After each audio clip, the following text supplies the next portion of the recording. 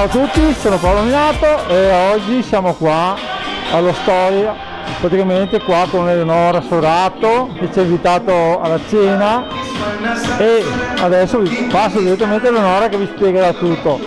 Comunque la serata è stata fantastica, abbiamo visto le nuove miss e che andranno a Miss Universo Veneto, che praticamente parteciperanno a questo grande concorso fantastico. Ma comunque facciamoci spiegare tutto direttamente da Eleonora Sorato. Grazie mille a Paolo Minato di My Fashion Box, grazie ancora per aver accolto il mio invito. Questa sera abbiamo scelto le ultime 3 rappresentanti per quanto riguarda la regione Veneto di Miss Universe Italy. Sono state selezionate Anna Bardi, Erika Stevanato e Katy Stevanato, che si aggiungono alle altre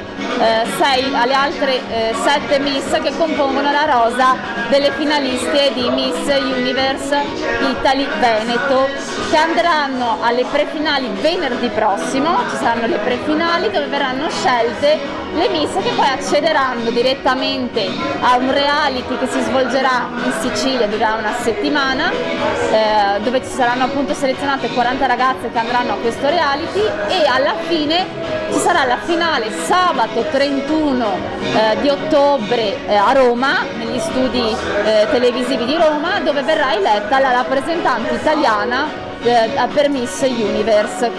Finale di Miss Universe che pare si svolga, forse dicono, a Las Vegas l'anno prossimo, naturalmente Covid permettendo.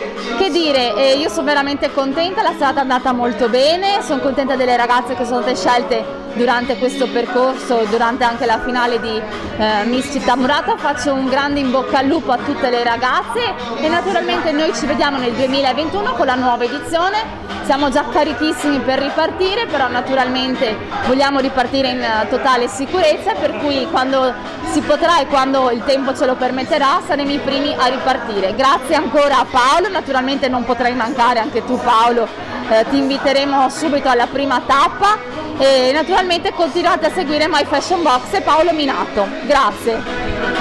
Grazie Eleonora e salutiamo quelli di My Fashion Box e grazie per averci ancora invitato, grazie tantissimo. Grazie.